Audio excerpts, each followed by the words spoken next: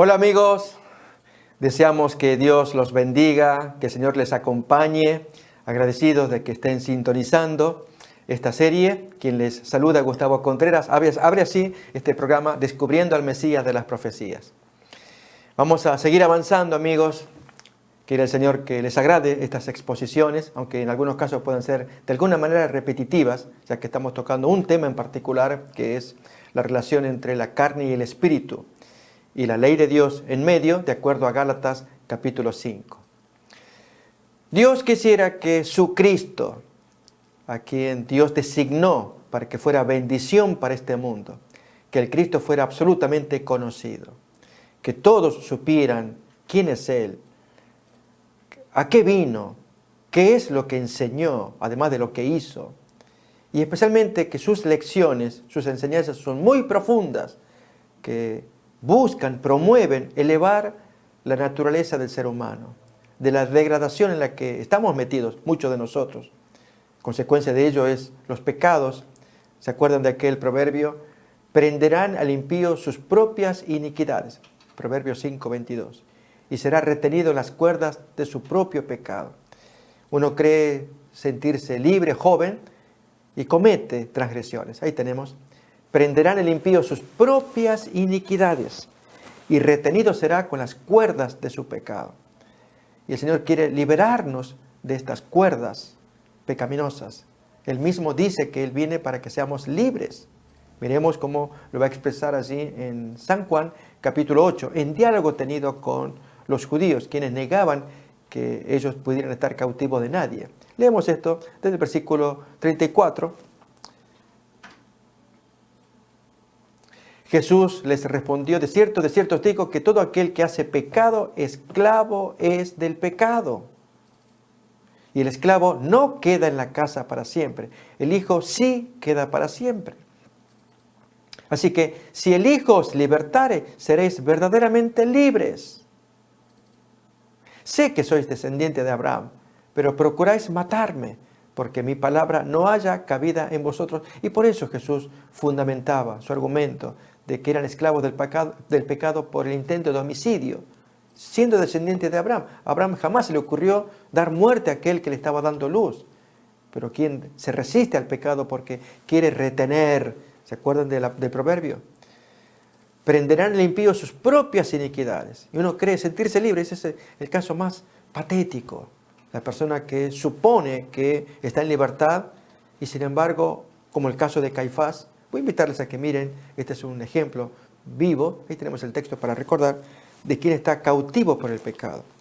Esto aparece en San Juan capítulo 11, que como consecuencia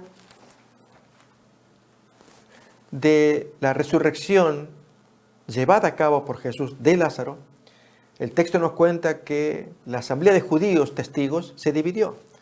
Quienes creían en el Cristo por notable hazaña, la resurrección de un muerto, pero quienes otros fueron a consultarle al Sanedrín, y Caifás interviene.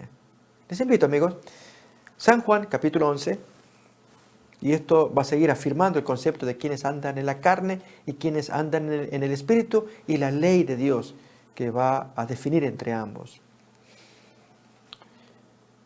Versículo 43 en adelante, comienza la resurrección de Lázaro y lo que sigue. Y habiendo dicho esto, clamó a gran voz, Lázaro, ven fuera. Y el que había muerto salió, atadas las manos y los pies con vendas, y el rostro envuelto en un sudario. Jesús le dice, desatadle y dejadle ir. Y entonces la concurrencia. Muchos de los judíos que habían venido para acompañar a María y vieron lo que hizo Jesús, creyeron en él. Pero algunos de ellos, esta es la otra parte de la concurrencia, fueron a los fariseos y les dijeron lo que Jesús había hecho. Como que estos fariseos que no vieron, ahora van a dar la opinión. Y efectivamente la dan.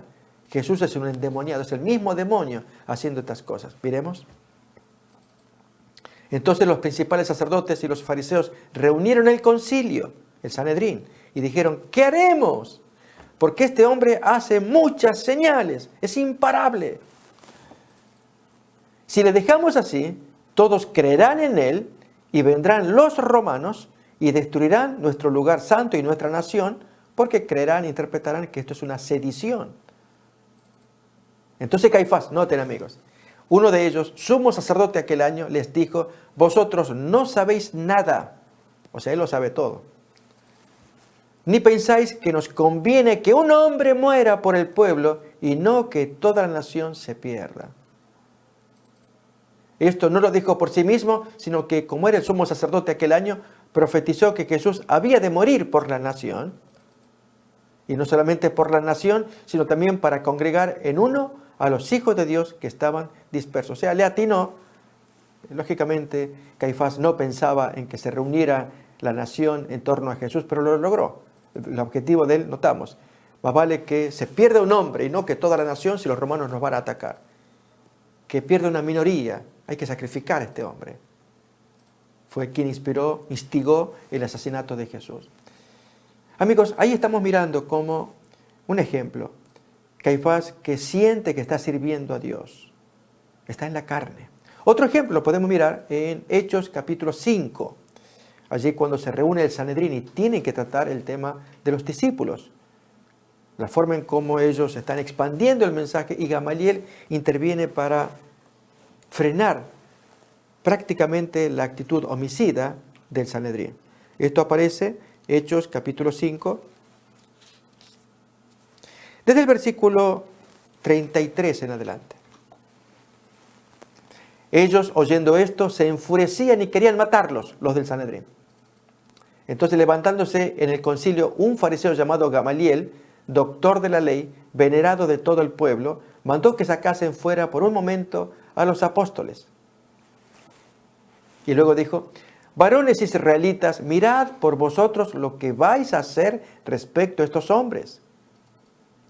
Porque antes de estos días, entonces trae ejemplos de gente que provocó agitación, pero esa gente desapareció y todo se calmó. Antes de estos días se levantó Teudas diciendo que era alguien. A este se unió un número como de 400 hombres, pero él fue muerto y todos los que le obedecían fueron dispersados y reducidos a nada. Después de este se levantó Judas el Galileo en los días del censo y llevó en pos de sí a mucho pueblo. Pereció también él y todos los que le obedecían fueron dispersados. Ahora os digo, apartaos de estos hombres y dejadlos, porque ya murió el cabecilla, Jesús. Porque si este consejo o esta obra es de los hombres, se va a desvanecer. Pero miren ahora palabras sabias. Pero si es de Dios, no la podréis destruir, no seáis tal vez hallados luchando contra Dios. Finalmente así apareció. Notamos gente que se movía en la carne, persiguiendo a estos discípulos que irradiaban la luz de Cristo, de Dios. Pero ellos creían servir a Dios. Hasta que Gamaliel les dice, no sé que ustedes estén luchando contra Dios y finalmente sean hallados lidiando contra Dios, como ocurrió con Saulo de Tarso, otro hombre que se movía en la carne. Según cuenta, vamos a leer el texto de capítulo 26 de Hechos de los Apóstoles. En 3 ocasiones se cuenta en Hechos el testimonio de la conversión de Saulo de Tarso. Capítulo 26, versículo 12, en adelante, ahí leemos. Ocupado en esto, iba yo a Damasco con poderes y en comisión de los principales sacerdotes. Cuando a mediodía, oh rey, yendo por el camino, vi una luz del cielo que sobrepasaba el resplandor del sol, la cual me rodeó a mí y a los que iban conmigo. Y habiendo caído todos nosotros en tierra, oí una voz que me hablaba y decía en lengua hebrea, Saulo, Saulo, ¿por qué me persigues? Dura cosa te es dar patadas contra el aguijón. ¿Qué te pasa? Y yo entonces dije, ¿quién eres, Señor? Lógico, estaba asustado. Y el Señor dice, yo soy Jesús a quien tú persigues. Pero levántate, ponte sobre tus pies, porque para esto he aparecido a ti, para ponerte por ministro y testigo de las cosas que has visto y de aquellas en que me apareceré a ti, librándote de tu pueblo y de los gentiles a quienes ahora te envío. Y allí Jesús le va a dotar de espíritu para alejarlo de la carne. ¿Qué más dice? Para que abra sus ojos, para que se conviertan de las tinieblas a la luz, de la carne al espíritu, de la potestad de Satanás a Dios, para que reciban, por la fe que es en mí, perdón de pecados y una herencia entre los santificados. Sí, amigos, una persona que se mueve en el espíritu se mueve muy distinto. Tiene consideración hacia la ley de Dios, la ley que sigue vigente, pero que en lugar de condenarlo, de atraparlo, la ley será la muralla que le muestra que hasta allí no puede avanzar. La respeta. Si el mandamiento dice, no matarás, y Jesús lo ahondó, no insultes a tu hermano, no te enojes con tu hermano, pues entonces, si me brota la ira, porque me debo controlar. Y entonces la muralla no me va a molestar. Recuerda la muralla de la cárcel. Pero amigos, si por el contrario me venció el mal genio, y ya me cansé, no te aguanto más, y me vas a escuchar, y los amarreamos. Y violamos el sexto mandamiento, no matarás. Recuerdan, Jesús había dicho, si tú te enojas contra tu hermano, ya has violado el mandamiento. Si le llamas necio, tú eres un estúpido, ya violaste. Entonces tú vas al bote. Ok, violaste, vete. Pero aquí, amigos, que Jesús nos invita a rehacer, porque Él ya pagó el pecado, la pena, el bote, ya lo pagó Él, pero nos da la orden, te doy una chance. Reconcíliate. Si tú me traes una ofrenda, yo no la quiero. Si te acuerdas que te peleaste con tu hermano, ve y reconcíliate. Entre tanto que están en el camino, hagan las paces. Y entonces luego que hiciste las paces, ven y presenta la ofrenda. ¿Se acuerdan, amigos? Y esto lo enseña Jesús allí en San Mateo capítulo 5, versículo 23 en adelante. Leemos el texto. Por tanto, si traes tu ofrenda al altar y allí te acuerdas de que tu hermano tiene algo contra ti, deja tu ofrenda delante del altar y anda, reconcíliate primero con tu hermano y entonces regresa y preséntame tu ofrenda. Ese es el plan de Dios. Y entonces la ley, amigos, que era esa muralla de la cárcel, si yo obedezco el mandato de la ley, que Jesús la está interpretando, para que yo no caiga adentro, porque ahora sí caemos adentro. Fíjense, amigos, el siguiente versículo, cómo uno va adentro y no sale, no va a salir, si no hacemos caso al maestro. Miren acá. Ponte de acuerdo con tu adversario pronto, entre tanto que estás en el camino. Este es el mandato que yo te doy. Reconcíliate. No sea que el adversario te entregue al juez y el juez al alguacil y seas echado en la cárcel. De cierto te digo que no saldrás de allí hasta que pagues el último centavo. Lo vas a pagar todo. Oh, amigos, el castigo es muy grave por haber violado el mandamiento. Se cumplió el mandamiento. No matarás. Si tú matas, ya tienes la sentencia.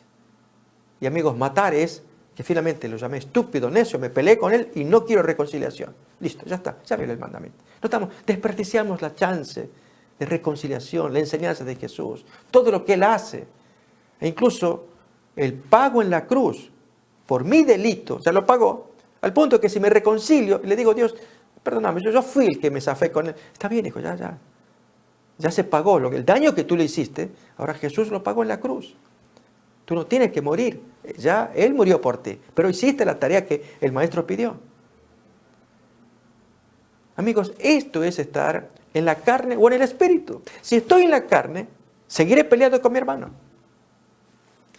Yo les conté, amigos, tiempo atrás, la experiencia que tengo con un amigo mecánico. Estoy dejando correr el tiempo. Él me debe un dinero. Estuve mirando la fecha, ya van a ser en el mes de noviembre 3 años en que le entregó un dinero para un trabajo mecánico y no lo hizo. Tuvimos una diferencia, el hombre no le habló más, se quedó con mi dinero. Él lo tiene que pagar, es un cristiano también, lo tiene que pagar. Si alguien dice, pero pastor, usted perdónelo. Se perdona si lo paga, ¿verdad? Pero aún si no lo paga. Está bien, ¿quién soy para andar apretándolo, págame. No. Pero Dios sí le va a pedir. Tú reconcíliate, vete a devolver ese dinero o hazle el trabajo. Amigos, por algo está puesto el texto bíblico. Tenemos que amarnos, reconciliarnos. Quien no lleva adelante esa tarea vive en la carne. ¿Cómo lo expresa Pablo? Vive con celos, con pleitos, con enemistades, con iras, con contiendas, con lujurias, peleas. Todo eso es la carne. Pero la reconciliación es lo opuesto. Y amigos, si él, este amigo mecánico, dijera, okay, me toma la conciencia, voy a ir a verlo. Le digo, mire vecino, si me dice, me viene a ver, uy, ¿qué pasó? No, me trabaja la conciencia. Capaz que me trabaja la conciencia a mí y le digo, ya, olvídelo, ya. De veras, no tengo plata. No, ya está. Pero no tengo plata, no se preocupe, ya, olvídelo, ya está. Y se quedó con mi dinero, 250, 300 por ahí. Amigos, Dios quiere la reconciliación. Déjenme, amigos, que les cuente una experiencia que sirva esto para ver lo que es caminar en el Espíritu. Yo tenía 21 años y el Evangelio que yo lo había aprendido hacía 10 años atrás, no me dejaba tranquilo, tenía que cambiar mi estilo de vida. Y entonces, para bautizarme y hacerme cristiano, leí un texto que me pegó fuerte. Ezequiel capítulo 33. Yo tenía que arreglar muchos desórdenes que había hecho en mi juventud. Entre esas cosas, robar. Les voy a invitar a que me acompañen a leer Ezequiel capítulo 33. Alguien diría, uy, el pastor va a contar alguna cosa personal. No me avergüenza. Es ilustrar el fenómeno de la carne y el espíritu. Todos necesitamos aprender la diferencia y la ley que va en el medio. Ezequiel capítulo 33 dice, versículo 11 en adelante. Vivo yo, dice Jehová el Señor, que no quiero la muerte del impío, sino que se vuelva el impío de su camino y que viva. Volveos de vuestros malos caminos. ¿Por qué moriréis, oh casa de Israel? Y tú, hijo de hombre, di a los hijos de tu pueblo, la justicia del justo no lo librará el día que se rebelare. Y la impiedad del impío no le será estorbo el día que se volviere de su impiedad. Y el justo no podrá vivir por su justicia el día que pecare. Cuando yo dijera al justo, de cierto vivirás, pero él confiado en su justicia hiciere iniquidad, todas sus justicias no serán recordadas, sino que morirá por su iniquidad que hizo. Noten qué grave es el pecado, cómo separa el cielo de la tierra. Y cuando yo dijera al impío, noten ahora al revés, de cierto morirás, si él se convirtiere de su pecado e hiciere según el derecho y la justicia, si el impío restituyere la prenda y devolviere lo que hubiere robado, y caminare en los estatutos de la vida, no haciendo iniquidad, vivirá ciertamente y no morirá, no se le recordará ninguno de sus pecados que había cometido. Hizo según el derecho y la justicia, vivirá ciertamente. Pues amigos, tuve algunas experiencias cuando joven, alocado, sin respeto a nadie, familia disfuncional. Entre algunas cosas, en el ejército, a mis 18 años, tocarme el servicio militar. Y aprendí la dura lección de que debía cuidar mis pertenencias, porque de alguna forma en que yo no entendía, yo entraba allí a mi destacamento, al lugar de la cuadra, se llamaba, donde se descansaba, ponía las pertenencias, y al día siguiente no estaban mis cosas. Pero mis botas, yo dejé mi camisa, dejé acá, y viene la inspección. Y te la sacaron. ¿Y ahora qué hago? Sacásela a otro. Pero eso es robar. Vamos, que viene la inspección. Y tuve que aprender. Y amigos, era sacar de aquí a otros más torpes que yo. Y me sentía mal, porque empecé a aprender malas mañas. Efectivamente venía la inspección, ahí están los soldados jóvenes, y allí en el dormitorio, ver la ropa, ver que estaba todo en orden, camisas, botas, camisetas, calzoncillos, etcétera, etcétera, etcétera, toallones. Pero muchas de las cosas que estaban allí no eran mías, se las había sacado a otro. Y así, el año y meses que estuve allí haciendo el servicio militar, Finalmente salí, terminé mi obligación civil, 18 años. 3 años más tarde me remordía la conciencia. Yo tenía que ir a hacer arreglos con esa gente. Era devolver todo lo que había robado. Por supuesto, no llevé nada a mi casa, ahí lo entregué todo. Pero yo había robado. Entonces cuando me presento al regimiento, me dicen, ¿y usted quién es? Mire, yo estuve acá en el regimiento, fui soldado y quiero conversar aquí con... Y yo conocía ya a algunos jefes. Y entonces, a ver, ¿qué es lo que quiere usted? Bueno, mire, y le cuento. Me quiero bautizar y quiero restituir, solo que no tengo dinero. Soy una persona que sin dinero, pero quiero ver qué puedo hacer. ¿Y qué hizo usted? Tal cosa. No me haga perder el tiempo. Él sabía que era una vida natural allí. Pero mi conciencia, amigos. Y me sentí aliviado. Y así como esa, una segunda, una tercera. Cuando yo viajaba en los trenes, colgado, sin pagar boleto, a esa edad también. No tenía plata. Y me era divertido. Vivía en la carne. Pero cuando me llegó el momento de hacer el pacto con Dios, de bautizarme y vivir en el Espíritu, tenía que arreglar las cosas como el texto que hemos leído. Restituyere la prenda. En este caso era restituir todos los viajes que yo había viajado gratis, sin pagar. Me presento en la compañía de ferrocarriles y pido hablar con el jefe máximo. ¿Y qué quiere usted? Mire, quiero hablar con él, es algo privado. Él está ocupado, soy yo el que sigue. ¿Qué quiere? Bueno, mire, le voy a explicar. Y le expliqué. Me dijo lo mismo. Me hace perder el tiempo. Está bien, no viaje más colado, ¿sí? ¿Me hace eso? Ok, y se va. Porque le dije, no tenía plata para pagar. Dígame, ¿qué puedo hacer? Y amigos, así hizo. Y una tercera también. La diferencia entre caminar en la carne, caminar en el Espíritu y la ley. Ahora, al caminar en el Espíritu, ¿voy a seguir robando? Ese es el punto. La ley aparece como una muralla que me dice, no lo hagas más. Ahora sé libre. Disfruta de tu libertad. Porque la próxima vez que viajes colado y viajas así, te mandamos al bote. ¿Se entiende, amigos? Dios quiere que al vivir en el Espíritu, y vamos a ver un nuevo ejemplo, casi violento, del Antiguo Testamento, de un joven en este caso, movido por el Espíritu, hace semejante cosa para gente carnal y todo el mundo están sujetos a la ley. El asunto, amigos, es que se nos ha enseñado que el que vive en el Espíritu, ya la ley no lo molesta, en un sentido es real, porque la ley va a perseguir a los culpables, a los que violan la ley. Pero este que vive en el Espíritu, se confía tanto que dice, la ley a mí no me molesta, ya la ley murió para mí, ya esos mandamientos conmigo no va. Así que esto del sábado, no me venga porque la ley ya se cayó. Y cualquier otro mandamiento se cayó. E incluso, en algunos casos, si el segundo mandamiento dice, no te postrarás ante estatuas, eso cayó también, así que yo no tengo problema. Yo me arrodillo ahí ante la estatua de la Virgen o la estatua que fuera. ¿Qué problema hay? No, amigos, no logramos entender. Les digo, yo soy enfático, pero a la vez preocupado, para que quede claro que los que viven en la carne, la ley los va a perseguir. Si te postras ante una estatua de yeso, de madera, una escultura a la cual tú veneras y le besas los pies. Esta escena, amigos, y quien está aquí es un compatriota argentino también, que enseñe eso a la gente. Para mí es gravísimo, porque hay un segundo mandamiento que lo prohíbe expresamente. Es gravísimo. Si alguien dice, pero ¿por qué es tan grave? Eso es ocurrencia de Dios. Recuerden que los 4 primeros mandamientos es algo que le pertenece a Dios.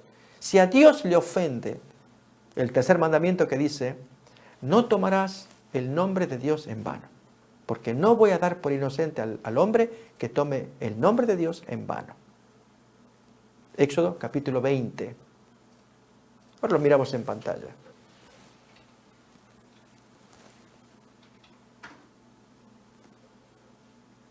No tomarás el nombre de Jehová tu Dios en vano, porque no dará por inocente Jehová al que tomare su nombre en vano. Mis queridos amigos, si nos encontramos en la calle, usted me quiere insultar, dígame lo que quiera. Lógico, me puede ofender. Uno es sensible. Y usted me dice, pero este señor que dice semejante tonterías, no sé, yo lo veo en la calle, se lo voy a decir en la cara. No sé cómo le permiten enseñar semejantes tonterías. Ok, dígame lo que quiera. Pero Dios no tolera que a Él le digan cosas. Él quiere mucho respeto al nombre de Él. Porque a Él se le ocurrió. El segundo mandamiento. No quiero que te postres ante estatuas. Lo vamos a leer otra vez. ¿Por qué? Por lo menos hay una lógica. Primero leamos el mandamiento. No te harás imagen ni ninguna semejanza de lo que esté arriba en el cielo, ni abajo en la tierra, ni en las aguas debajo de la tierra. No te inclinarás a ellas, ni las honrarás, porque yo soy Jehová tu Dios fuerte, celoso, que visito la maldad de los padres sobre los hijos hasta la tercera y cuarta generación de los que me aborrecen. Y hago misericordia a millares, a los que me aman y guardan mis mandamientos. La lógica, amigos, si es que vamos a buscarle lógica, alguna explicación, es que Dios nos creó a su imagen. Pero en lugar de hablarle a un Dios invisible, pero un Dios soberano, poderosísimo, nos postramos ante un palo, ante una piedra, y le hablamos. Y Dios no tolera que su hijo se degrade. El primer mandamiento, no tendrás dioses ajenos. Yo soy celoso, a mí soy el único, me vas a mirar a mí. Primer mandamiento, no tendrás dioses ajenos delante de mí. Y el cuarto mandamiento, amigos, es el último mandamiento relacionado con Dios. Es lo que a Dios le agrada y lo que le molesta. Así desde el versículo 8 dice, acuérdate del día sábado para santificarlo. 6 días trabajarás y harás toda tu faena. Pero el séptimo día es sábado para Jehová tu Dios. No hagas en él obra alguna, tú, ni tu hijo, ni tu hija, ni tu siervo, ni tu criada, ni tu bestia, ni tu extranjero que está dentro de tus puertas. Porque en 6 días hizo Jehová los cielos y la tierra, el mar y todas las cosas que en ellos hay. Y reposó en el séptimo día. Por tanto, Jehová bendijo el día sábado y lo santificó. Nos da el ejemplo, como no lo da en ningún otro de los mandamientos. Hasta puso allí su ejemplo para que sea irrebatible. Que si Él puso el ejemplo y dio el mandamiento, ¿qué argumento podemos para pelearle? Y el resto de mandamientos tiene que ver con la relación con el prójimo.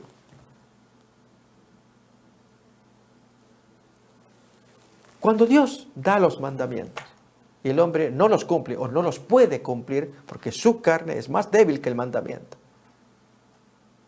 Es el caso de cualquiera de los mandamientos. Aquel que no puede evitar mentir porque se acostumbró.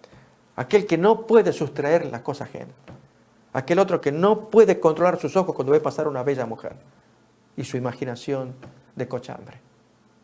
Cada uno, mis amigos, tenemos el talón de Aquiles, donde aprieta el zapato.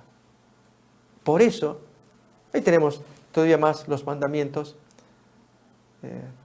Noten, amigos, ahí tenemos, vamos a leerlos todos, desde el quinto al último mandamiento. Honra a tu padre y a tu madre, para que tus días se alarguen en la tierra que Jehová tu Dios te da. Ese es el quinto mandamiento. El sexto, no matarás. El séptimo, no cometerás adulterio. El octavo, no hurtarás. El noveno, no hablarás contra tu prójimo falso testimonio. Y el último mandamiento, 10, no codiciarás la casa de tu prójimo, no codiciarás la mujer de tu prójimo, ni su siervo, ni su criada, ni su buey, ni su asno, ni cosa alguna que le pertenezca. Esos son los mandamientos que cubren todas las áreas del ser humano. Y que Dios pide, quiero que hagas esto. Pero aquí, amigos, que si somos débiles aquí o allá, el hombre no lo puede cumplir. De eso habla Romanos capítulo 8, versículo 3. Por lo cual Dios hizo una provisión. Él se encargó de mandar a alguien que pueda cumplirlo, que tenga el cuerpo, que tenga las agallas, el poder y que lo cumpla. Y lo cumplió el Hijo de Dios. Miren cómo lo expresa capítulo 8 y el regalo del versículo 4. Porque lo que era imposible para la ley, por cuanto era débil por la carne no puede cumplir la ley.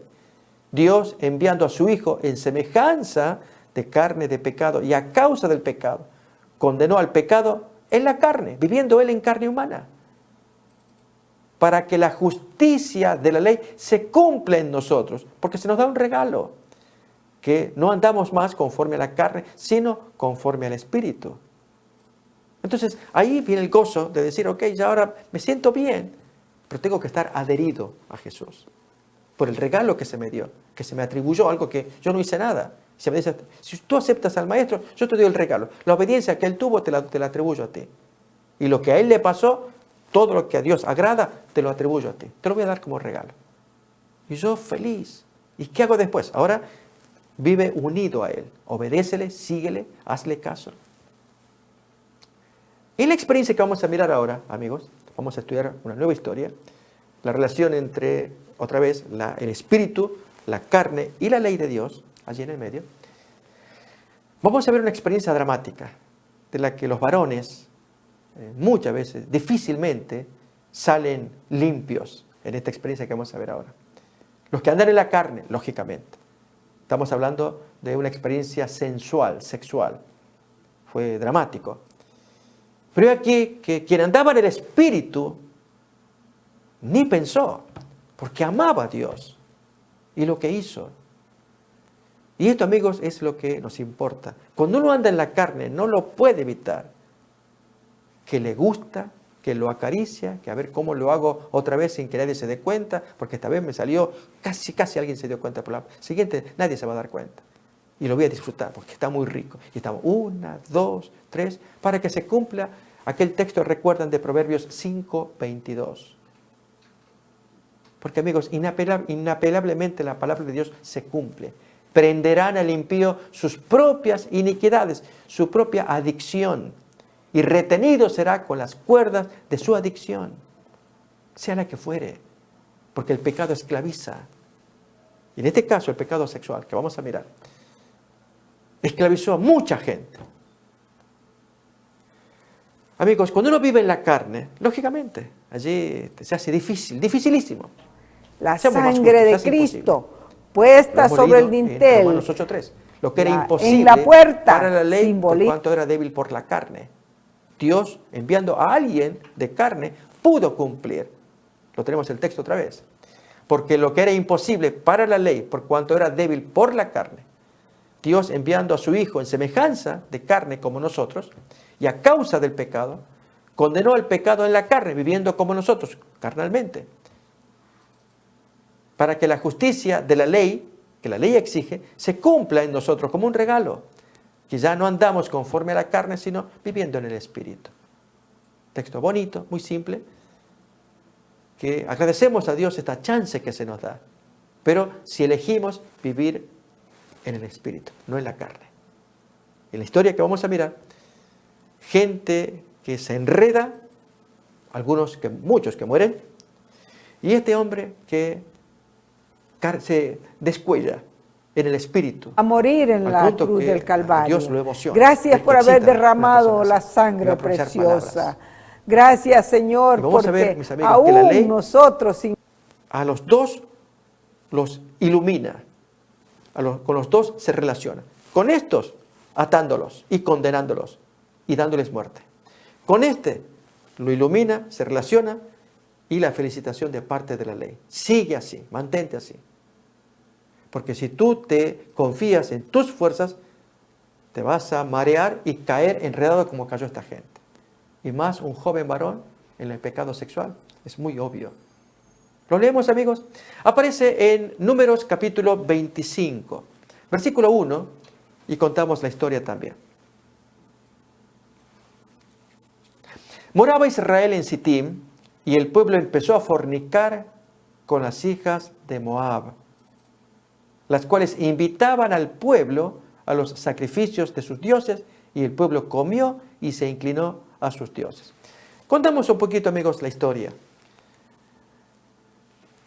Balaam fue aquel profeta contratado por el rey de Moab que viniera a sus dominios, que se le iba a pagar buen dinero para que dictara maldiciones a un pueblo que estaba apostado a cierta distancia, que había levantado sus campamentos, sus carpas allí, y entonces estaba esperando avanzar. Avanzaban en el desierto. Pero Moab, que es el rey que nos interesa, y el profeta a quien alquiló, ellos planeaban una destrucción que el pueblo no sabía. Y Balaam, que había sido buen profeta cuando joven, pero ahora corrompido porque bajó la guardia con uno de los 10 mandamientos, el 10º, no codiciarás. Se volvió codicioso. Y este hombre, contratado por el rey Balac, intenta pronunciar maldiciones al ver al pueblo israelita a cierta distancia, pero sus maldiciones se convierten en bendiciones. O se tuerce la boca, los pensamientos, salen cosas agradables. Y el rey Balac, quien lo contrata, se ofende. Te traje para maldiciones, no para bendiciones. ¿Pero qué te pasa?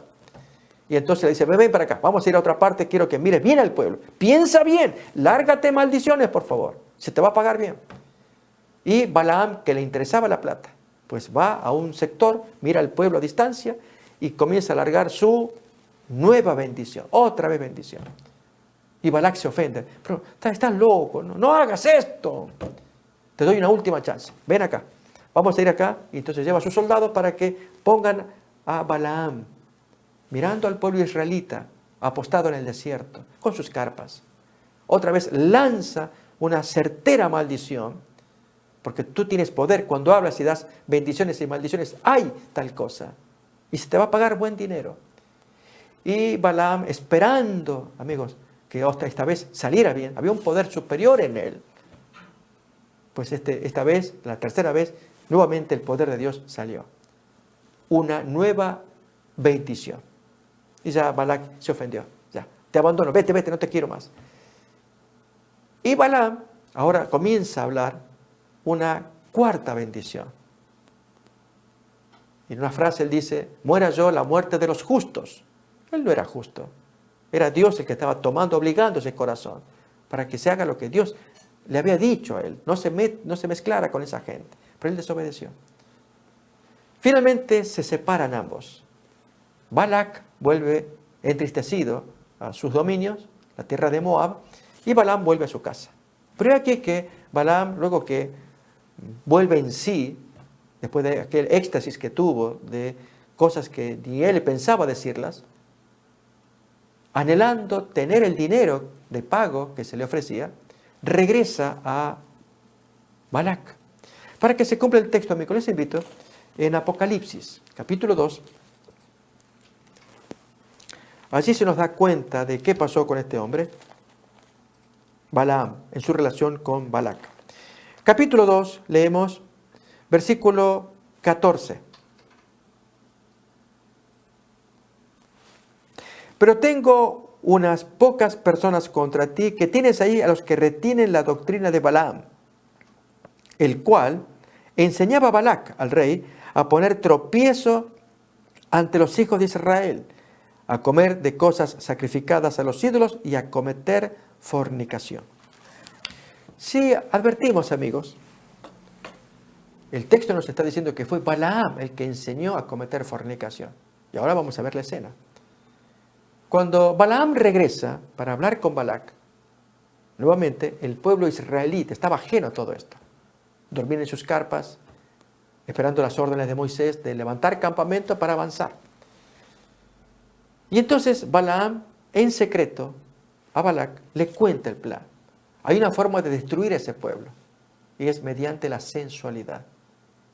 Mete mujeres allí, ricas chicas, hermosas, que se metan en el campamento, que finjan cualquier necesidad, cualquier situación que justifique la presencia de ellas. A los hombres no les va a molestar al verlas tan bonitas, excepto las mujeres, las madres de Israel, que deberían haber actuado como vigilantes. Y luego que las mujeres se metan adentro, que ellas les inviten a los hombres a presenciar el culto cananeo que consistía en fornicación.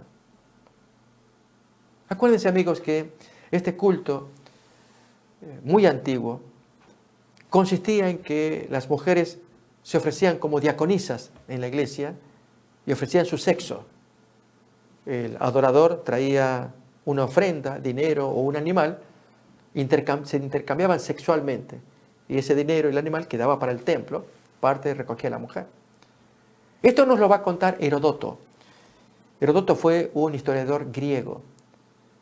En su libro Historias, él cuenta este fenómeno del culto babilonio de la diosa Milita o Astarte. En verdad, los dioses eran inventos humanos, pero este culto sí que era un invento satánico, que consistía en que en esa población, ese templo exigía que toda mujer, casada o soltera, una vez en la vida, se ofreciera como diaconisa sexual. Y Heródoto cuenta que las mujeres estaban en hilera, sentadas, esperando que el adorador, que era un gran agricultor, un extranjero que llegaba y ofrecía los servicios, es decir, la ofrenda, para pedir la bendición de los dioses, y tenía que practicar. Entonces escogía allí entre las muchachas con cuál iba a fornicar. Heródoto cuenta que en la hilera quedaban las más feitas, las menos agraciadas, hasta más de 3 años, esperando que alguien las levantara. Todos los días venían a sentarse. Y finalmente, Heródoto cuenta que cuando se tenía el acto sexual, nunca más verías a esa mujer otra vez sentada ahí. Porque era una buena esposa, una buena mujer, ella estaría con su familia, pero nunca más. Y el hombre se hubiera vuelto para verse con esa mujer, porque le gustó. Nunca más. Una práctica pagana condenada por Dios. En el 7º mandamiento, no fornicarás, no cometerás adulterio. Bien, en el caso de la historia que tenemos, invito a que leamos otra vez Números capítulo 25, versículo 1.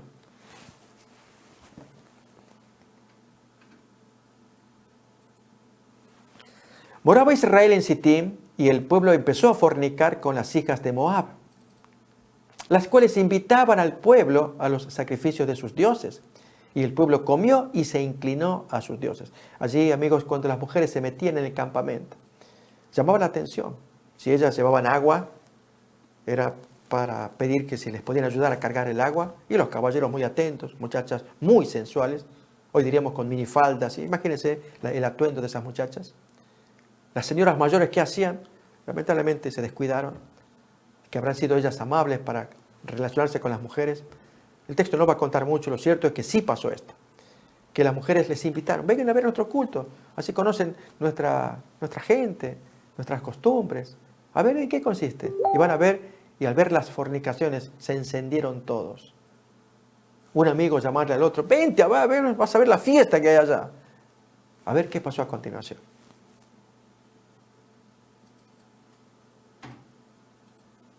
Así acudió el pueblo a Baal Peor, así se llama la localidad, y el furor de Jehová se encendió contra Israel. Había un mandamiento que respetar. ¿Qué les pasó?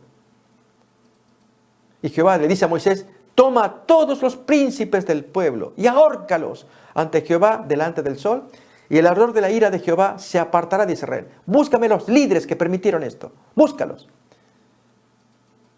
Entonces Moisés dijo a los jueces de Israel, matad cada uno a aquellos de los vuestros que se han juntado con Baal Peor.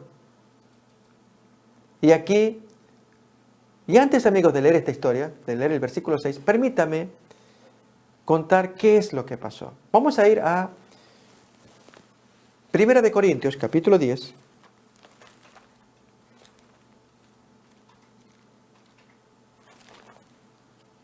Versículo 8, leemos allí.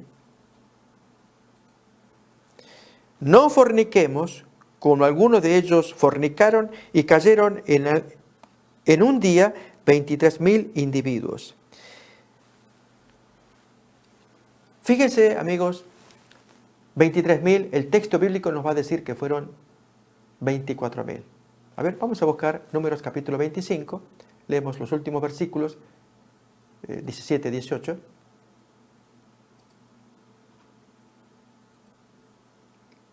Hostigad a los madianitas y heridlos,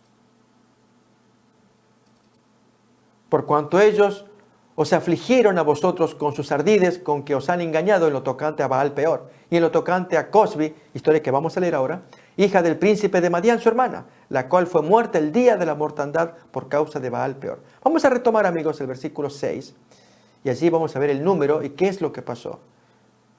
Bien, he aquí un varón de los hijos de Israel vino y trajo una madianita a sus hermanos, a ojos de Moisés y de toda la congregación de los hijos de Israel. mientras lloraban ellos a la puerta del tabernáculo de reunión, porque se zafaron.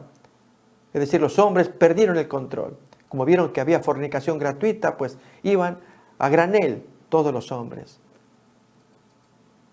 Y entonces actúa un hombre, un joven lleno del Espíritu Santo. Actúa la gracia, amigos. Alguien que vive en el Espíritu. La diferencia de estar en la carne o en el Espíritu. Y lo vio Finés, hijo de Eleazar, hijo del sacerdote Aarón, es decir, era nieto de Aarón, y se levantó de en medio de la congregación y tomó una lanza en su mano. Y fue tras el varón de Israel a la tienda y los alanceó a ambos, al varón de Israel y a la mujer por su vientre. Y cesó la mortandad de los hijos de Israel. Y murieron de aquella mortandad 24,000. Si el texto de Corintios dice que fueron 23,000, es porque aquí en Corintios no se agregaron los 1,000 adicionales de los líderes. ¿Recuerdan? Ahorca a los líderes, a los que participaron en eso. Fueron 1,000. Pero no se pudo contener. Hubo mucha gente que iba. Bueno, maten a todos el resto. Fueron 24,000. Pero miren, amigos, ahora la palabra de Dios para con Finés. Esto es lo que nos importa. Un hombre que vive en el Espíritu, llevado de celo, sujeto a la ley, porque va a cumplir el mandamiento. No cometerás fornicación. Pero amigos, el mandamiento no lo va a apurar a él, no lo va a apretar, porque él está libre. Él vive en la libertad de obedecer, de amar a su Dios, de agradarle a Dios, de ofenderse por semejante práctica. Ahora, hablo a los varones que están escuchando.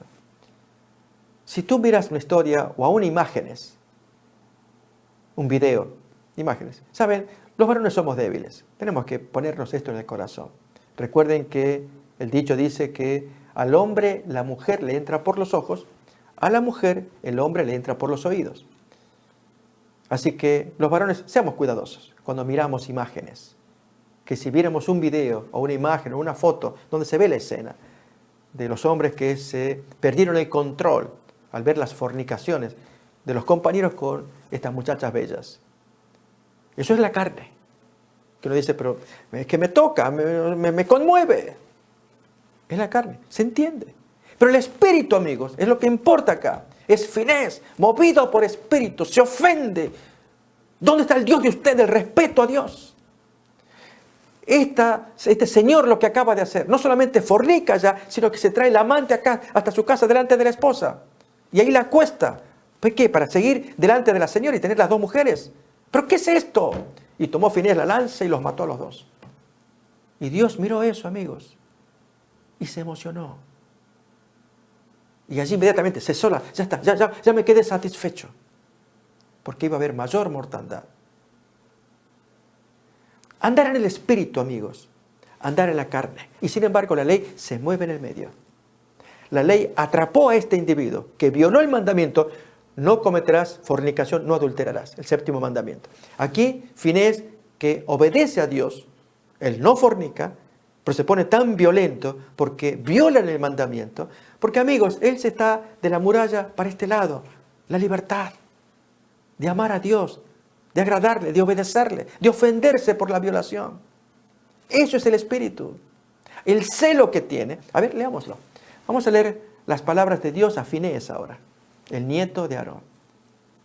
Entonces Jehová habló a Moisés y dijo: Finés, o Pinjas, traen otras traducciones, hijo de Eleazar, hijo del sacerdote Aarón, ha hecho apartar mi furor de los hijos de Israel, llevado de celo entre ellos, por lo cual yo no he consumido en mi celo a los hijos de Israel, los hubiera destruido a todos. Hay mucha más gente metida allí. Pero vi eso y ya me apartó, ya me calmé de una muy grave violación de los mandamientos. Versículo 12.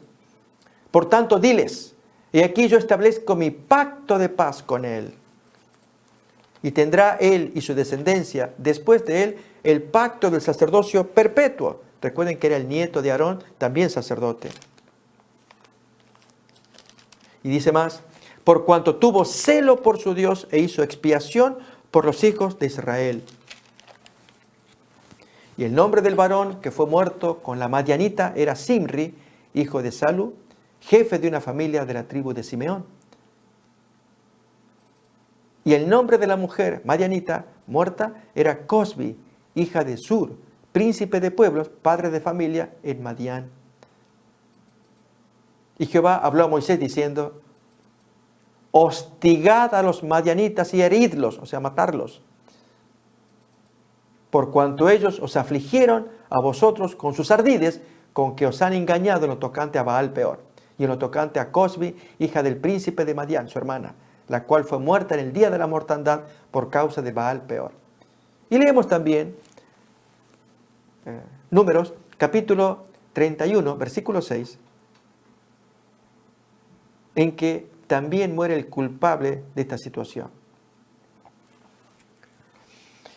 Y Moisés los envió a la guerra, 1000 de cada tribu envió, y Finés, hijo del sacerdote Eleazar, fue a la guerra con los vasos del santuario y con las trompetas en su mano para tocar. Ahí comienza la guerra que vamos a describir, amigos. Y pelearon contra Madián, como Jehová lo mandó a Moisés, y mataron a todo varón. Mataron también entre los muertos de ellos a los reyes de Madián, Evi, Requem, Sur, Ur y Reba, 5 reyes de Madián. También a Balaam, noten esto, a Balaam, hijo de Beor, mataron a espada. Balaam estaba en otro pueblo, ahí también lo ensartaron, porque fue el responsable, el autor intelectual de todo este plan. Sigue más. Y los hijos de Israel llevaron cautivas a las mujeres de los madianitas, a sus niños y todas sus bestias y todos sus ganados, y arrebataron todos sus bienes. E incendiaron todas sus ciudades, aldeas y habitaciones. Y tomaron todo el despojo y todo el botín, así de hombres como de bestias. Y les invito, amigos, a que miremos ahora el Salmo 106. Vamos a ver la descripción que nos trae el texto bíblico, desde el versículo 28 en adelante. Miremos. Se unieron a sí mismos a Baal Peor y comieron los sacrificios de los muertos. Provocaron la ira de Dios con sus obras y se desarrolló la mortandad entre ellos. Entonces se levantó Finés e hizo juicio y se detuvo la plaga. Y miren qué bonita expresión. Y le fue contado por justicia de generación en generación para siempre. Así que no solamente a Abraham se le computó su fe por justicia, por aprobación de Dios, por salvación. El texto nos va a decir así en Génesis capítulo 15, 6. La fe de Abraham le fue computado por justicia. Eso significa que se le acreditó salvación. ¿Sí? Bien, eso es lo que nos enseña acerca de Abraham. Pero acerca de Finés, ahí tenemos el texto. Y creyó a Jehová y le fue contado por justicia. Pero ahora de Finés se nos dice lo mismo, que por lo que él hizo, no por lo que creyó, por lo que él hizo, ahora era acción, le fue computado por justicia también. En el caso de Finés, lo acabamos de leer, Salmos 106.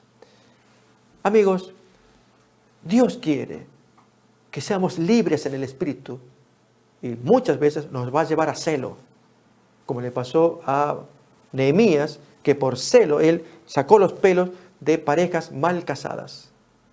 Matrimonios mixtos, si nos acordamos. Él riñó con ellos para separar los matrimonios mixtos. Jesús, llevado de celo, tomó la vara de látigo y esparció las mesas de los cambistas y movió los animales para que termine el mercado dentro del templo. Celo, celo, cuando el Espíritu mora en el corazón, porque se ama a Dios y se valora el mandamiento. Pero mandamiento que no me va a condenar a mí porque estoy de este lado de la muralla de la cárcel. ¿Se entiende, amigos? La ley de Dios permanece todavía. Dios quiere que seamos celosos, que amemos a Dios. El Espíritu Santo bullirá en el alma de gratitud a Dios, de amor al Señor, de defensa del mandamiento. Dios quiere todo ello para que eventualmente tengamos la recompensa como la tuvo Finés, del celo que tenía. Allí hizo algo y que Dios dijo, basta, yo estoy conforme con lo que hizo. Que Dios les bendiga, mis amigos, que tengamos paz en el corazón, que cada vez disfrutemos más del estudio de la palabra y que decidamos vivir en el Espíritu y mirar la ley como una muralla que no me va a molestar, pero ahí está vigente los 10 mandamientos, con el sábado incluido. Pero si yo cumplo el mandamiento, vivo de este lado en libertad. Los pecadores, eso Dios se hace cargo. Cuidemos el espíritu, vivamos en libertad. Que Dios les bendiga.